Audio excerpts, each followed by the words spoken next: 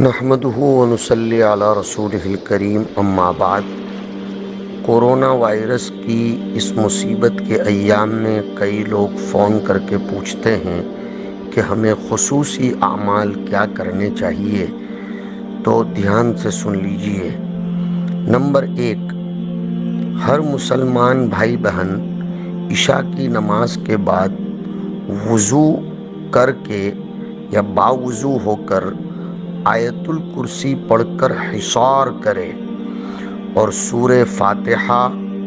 اور چاروں قل پڑھ کر اپنے چھوٹے بچوں پر اور خود پر دم کرے۔ آیت الکرسی کے حصار کا مطلب یہ ہے کہ دل میں خود کے اور خود کے گھر والوں کی حفاظت کی نیت کر کے منہ سے آیت الکرسی پڑھتا رہے اور شہادت کی انگلی گول گول پھیرتا رہے۔ نمبر 2، اس کے بعد 2 رکعت صلاۃ التوبہ پڑھے اور کورونا وائرس سے حفاظت کی دعائیں پڑھتا رہے، خود اور خود کے چھوٹے بچوں پر دم کرے۔ اس کے بعد 5 منٹ خود کے دل کی طرف منہ اور توجہ کر کے آج تک جو گناہ کیے ہیں، چاہے ان گناہوں کا تعلق اللہ کی ذات کے ساتھ ہو یا پھر وہ بندوں کے ساتھ ہو، اپنے خود کے رشتہ داروں اور اعزاء اور اقربا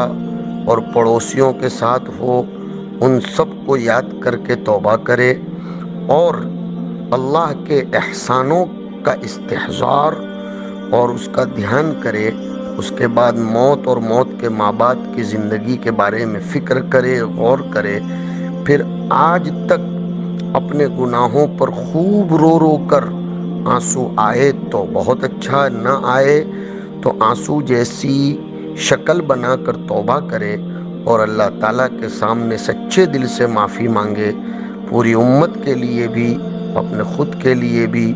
ملک کے لیے بھی کورونا وائرس سے حفاظت کی دعائیں کرے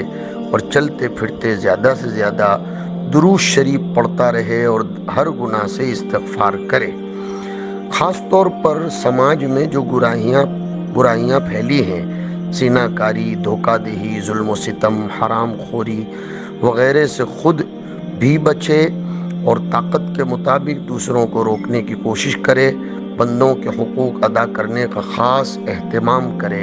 حدیث میں ہے، مظلوم کی بد دعا اور اس کی ہائے سے بچو، اس کی بد دعا اور اللہ کے درمیان کوئی آڑ نہیں ہوتی۔ کورونا میں خاص طور پر روزانہ 7 دفعہ الحمدو کی صورت، 41 دفعہ وَإِذَا مَرِضْتُ فَهُوَ يَشْفِينِ، آگے پیچھے 3 مرتبہ درود شریف پڑھ کر پانی پر دم کر کے خود بھی پیے، گھر کے تمام افراد کو پلائے اور علاج اور تدبیر کے درجے میں خالص زیتون کا تیل اپنے دونوں ناک میں 3 قطرے دن میں 3 مرتبہ ڈالے۔ اللہ رب العزت سب کو صحت، عزت، حفاظت اور سلامتی نصیب فرمائے۔